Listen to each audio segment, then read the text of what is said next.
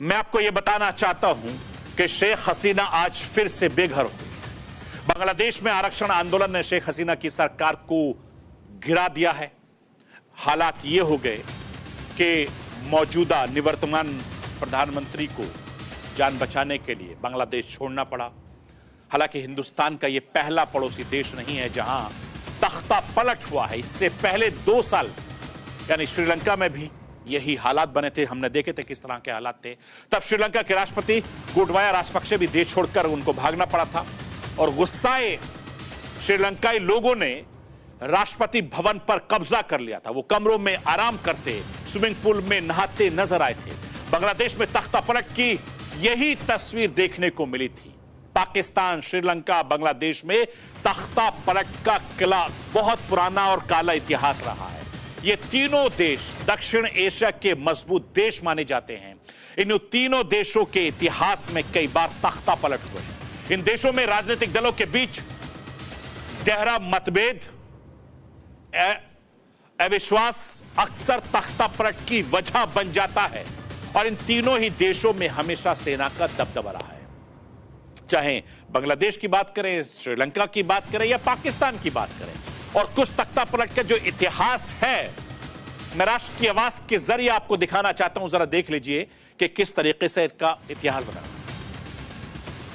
49 साल पहले अगस्त महीने में बांग्लादेश में तख्ता पलट हुआ था।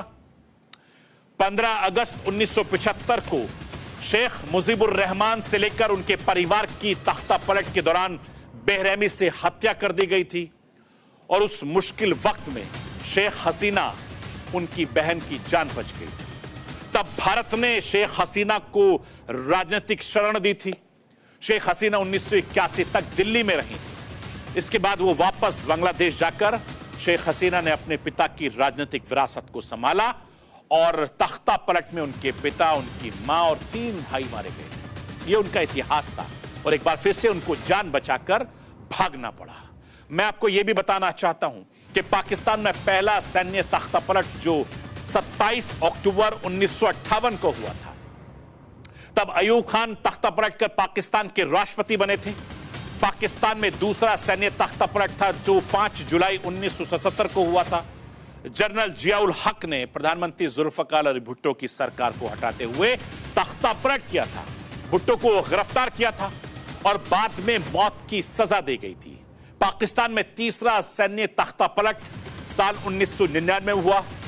तब पाकिस्तान के जनरल परवेज मुशर्रफ ने पाकिस्तानी प्रधानमंत्री नवाज शरीफ को हटाते हुए तख्ता पलट कर दिया था। परवेज मुशर्रफ ने पाकिस्तान में सैन्य शासन लागू किया और खुद को पाकिस्तान का राष्ट्रपति घोषित कर दिया था।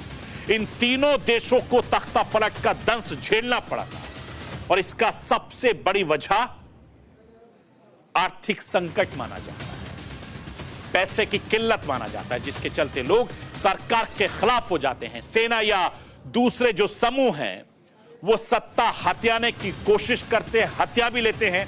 इन देशों में धार्मिक जातीय तनाव भी तख्ता पलट की एक बड़ी वजह बन जाती है और कभी कभी बाहरी देश भी इन देशों की आंतरिक राजनीति में हस्तक्षेप करते हैं और तख्ता पलट को बढ़ावा देते हैं, चूंकि उनको उसमें फायदा मिलता है।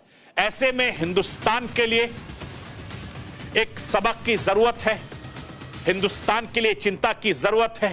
हिंदुस्तान की सरकार को यह सोचना पड़ेगा कि पड़ोसी देशों में जिस तरीके के हालात बने हुए हैं उसके हिसाब से रणनीति तय करनी होगी, कूटनीति तय करनी होगी। चूंकि हिंदुस्तान एक बहुत बड़ा मुल्क है, यहां की तहजीब, यहां की संस्कृति हिंदुस्तान को हमेशा से इसी तरीके से जोड़ती है, मजबूत होती है। और जब जब भी हिंदुस्तान पर कोई ऐसी बात होती है, हिंदुस्तान का हर शख्स, वो किसी मजहब का हो, जात का हो, एकजुट हो जाता है और हिंदुस्तान के बारे में सोचता है। यही हिंदुस्तान की खूबसूरती है, हिंदुस्तान की सबसे बड़ी ताकत है और यही हिंदुस्तान का सबसे बड़ा